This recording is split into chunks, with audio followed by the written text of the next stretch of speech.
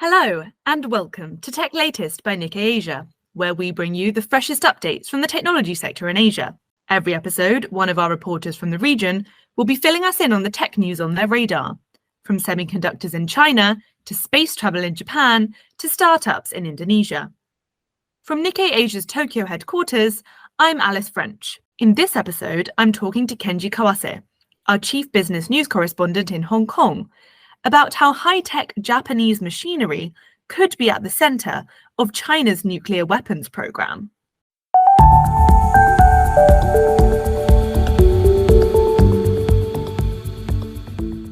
Hi, Kenji. Thanks for coming on the podcast today. Thanks for having me today. So as we're recording this, US President Biden and Chinese President Xi are gearing up to meet for the first time in a year in San Francisco over in the US. And unsurprisingly, this means that all eyes have been on China-US tensions in recent weeks. I understand that one particular story surrounding this topic has been catching your eye lately. Yes, you're right. This week, we are featuring an investigative reporting by a team of Nikkei journalists led by Toru Tsunashima, Tetsuya Abe, and Kazuhiro Kida.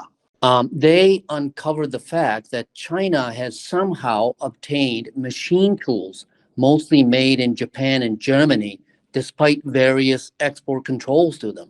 Machine tools may be a bit technical and unfamiliar to some people, but they are cutting-edge machineries dubbed as mother machines, since they are widely used in processing precision parts and components indispensable for a wide range of industrial products like cars and aircraft.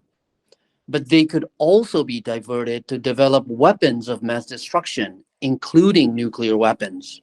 Okay, so like you say, Nikkei's very interesting investigation focuses on how China is managing to get around Western sanctions and import various different types of technologies. But the investigation particularly focuses on the Japanese technologies that appear to be being used by China for its nuclear programs. Now, you touched on this a little bit, but what exactly are the products that are being targeted, and how did Nikkei find out all of this information? Okay, yes, it's a machine tool. It's like a big machine. It's a very complicated machine that's made mostly by Japanese or the Germans. And then our team focused on the Japanese companies, their export.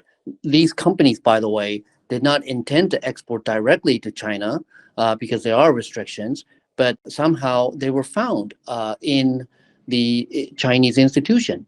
And what the Nikkei team found out was that these machines were being procured by China Academy of Engineering Physics, or CAEP, as they are abbreviated in English. Somehow they circumvented the export restrictions. And by the way, this academy, CAEP, calls itself to be China's sole nuclear weapons development and production unit on its own website.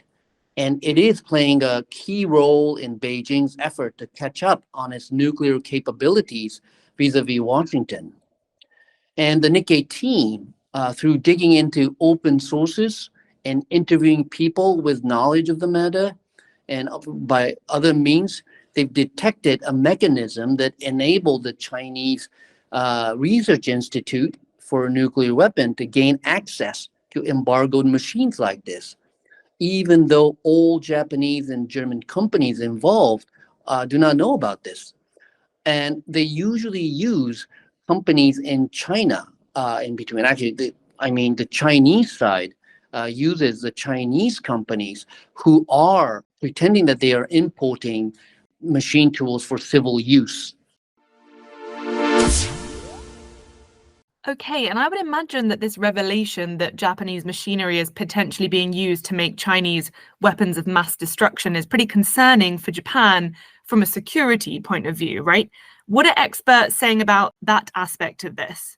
The point is that it actually shows how difficult implementing this type of export control of high-tech equipment, which could be used both in a dual for civil and military purposes. Chinese companies could claim that it is for civil use, but somehow end up in military use. And the exporters would not know about that. And also, some experts point to loopholes in the Japanese export control regime compared to the US, which have caused these machine tools to reach the Chinese side. And if there would have been a more rigid regime like the United States, there could have been a way to prevent this. Right. And like you say, this whole thing presents a big challenge for the companies making the machinery, such as DMG Mori, which is the company that the investigation focuses on. How should these companies deal with the risks, though? Is there anything that they can actually do to stop their products being diverted to China? Okay, well, there's an interesting comment by Dr. Seigo Sato, a professor at Akushoku University in Japan, who is a specialist on economic security issues. Well, what he said to the team, open quote, while local subsidiaries are doing business based on Chinese laws, the sense of urgency at the headquarters about how their products will ultimately be used is diminishing. End quote.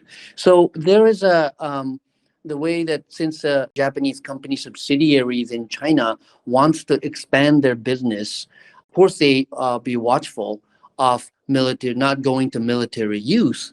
But the headquarters doesn't really know the whole thing where that's going to be used at the very end. And there is always this challenge and dilemma for companies involved with Chinese business because they wish to expand their business in China in a legal way, but the line could be murky, especially for these civil military dual use products.